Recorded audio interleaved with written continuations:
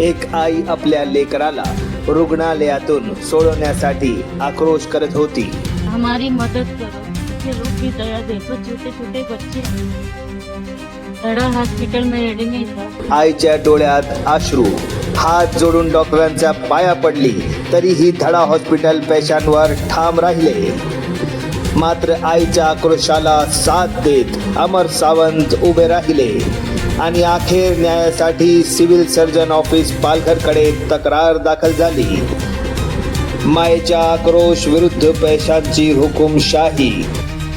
धडा हॉस्पिटल प्रकरण. नमस्कार, मी अमर सावंत, हॅश फाउंडेशन पालघर जिल्हा अध्यक्ष.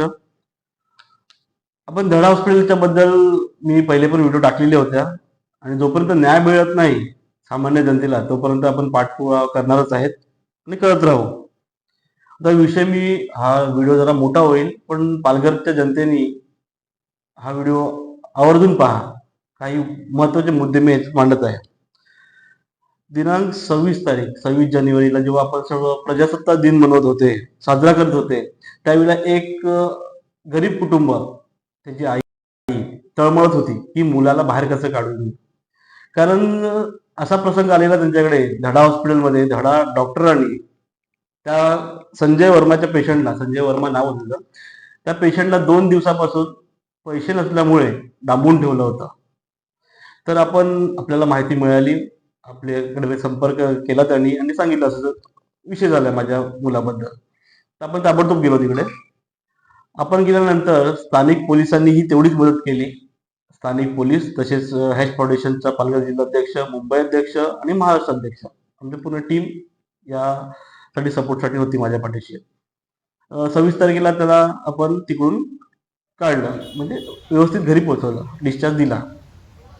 26 तारीख झाल्यानंतर ताबडतोब मी 27-28 म्हणजे 28 तारखेला, 28 जानेवारीला मी सिव्हिल सर्जन मरठ सरांना भेटलो आणि तक्रार केली की असं असं घटना घडलेली आहे, ती खूप वाईट आहे, असं परत होऊ नये, तर ती योग्य ती कारवाई तुम्ही करा.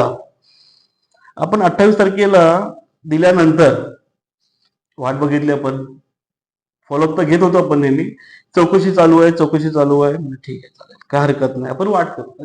शासनाचं काम आहे म्हणजे थांबायला लागेल कायद्यानुसार. आपण थांबलो.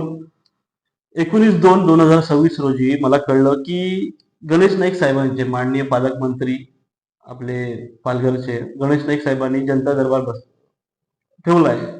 तर विचार केला की आपण डायरेक्ट जनता दरबारमध्ये आपली तक्रार मांडूया, पालकमंत्र्यांसोबत पहिल्यांदा भेट पण होईल. आपण तक्रार घेतली,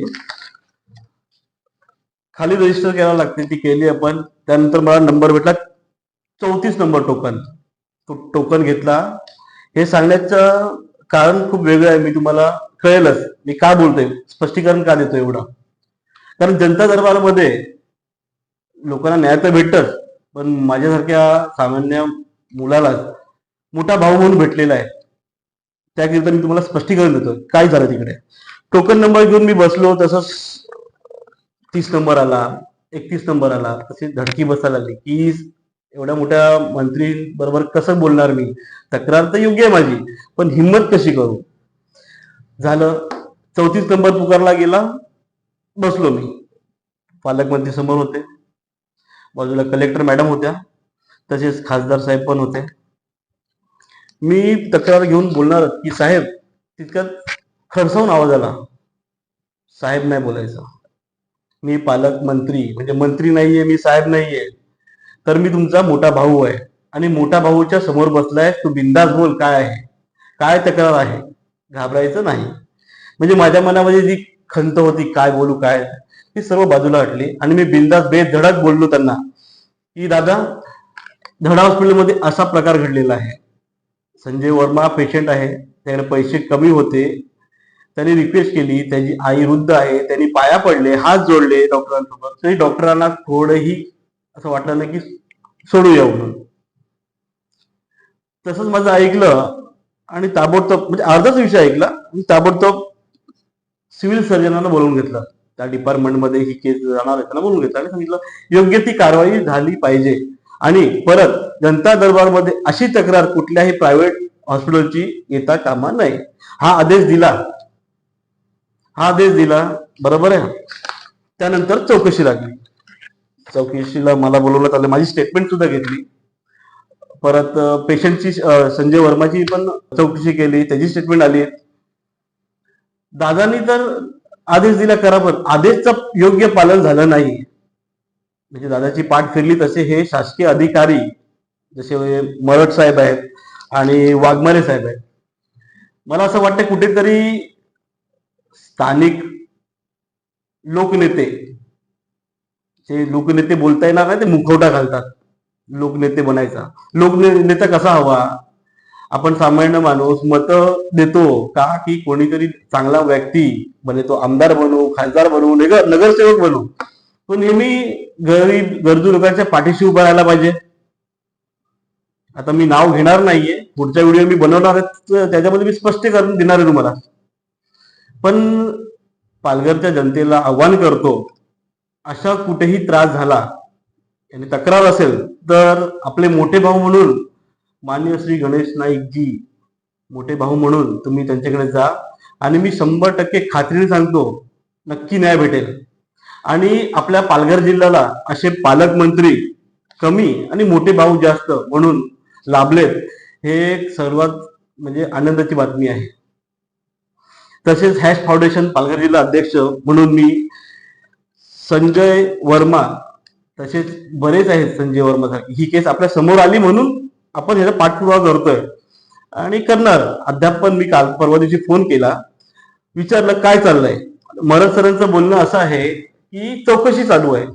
साहेब, आता आमचे मोठे भाऊ तुमची चौकशी करायला लावतील आणि त्याचा पाठपुरावा हॅश फाउंडेशन म्हणून पालघर जिल्हा अध्यक्ष ते करणार.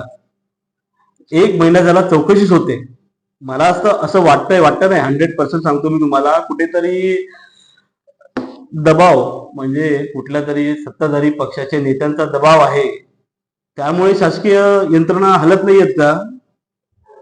हे जे उत्तर तर मी घेणार. आणि मी विनंती करतो ही व्हिडिओ आपले पालकमंत्री म्हणजे दादांपर्यंत पोचावी आणि शासकीय अधिकारी त्यांच्या पाठीमागे जो आदेश देतात त्या आदेशाचं पालन का नाही होत आहे ह्याची चौकशी लागावी. आणि जनतेला एवढं सांगतो की कुठलाही काही गंभीर प्रकरण असो, तुम्ही बिनधास्त मोठ्या भावांकडे जा, नक्की न्याय मिळेल. आणि असं परत कुठल्या हॉस्पिटलमध्ये, प्रायव्हेट हॉस्पिटलमध्ये जर होता कामा नये, त्यासाठी ही धावपळ चालू आहे माझी. कारण सर्वसामान्य जनतेची लूट हे प्रायव्हेट हॉस्पिटल करतात. जोपर्यंत आपल्या जिल्ह्यामध्ये ग्रामीण हॉस्पिटल बनत नाही तोपर्यंत ह्यांची मजा आहे ती ही मजा होऊ देणार नाही. गरिबांचा पैसा येतो, त्यात दमदाटकी करून म्हणजे दामून ठेवणे हा एक अपराधच आहे. आणि त्या अपराधाचा कायद्याने कुठला गुन्हा लागतो ते मी स्टडी केलेलीच आहेत. आपल्या बरोबर वकील पण आहेत, आपल्या फाउंडेशन मध्ये सल्लागार आहेत, चांगले आहेत. आणि जोपर्यंत कायद्याने या धडा हॉस्पिटलला धडा भेटत नाही तोपर्यंत बाकीचे प्रायव्हेट हॉस्पिटल ना ते अशी धाडस करणार नाहीत. एवढंच माझा प्रयत्न आहे. आणि त्या प्रयत्नाची ताकद देणारे म्हणजे त्या जनता दरबारमध्ये भेटलेले माझे मोठे भाऊ म्हणजे आपले लाडके पालघरचे पालकमंत्री माननीय गणेश नाईकजी. धन्यवाद. जय महाराष्ट्र.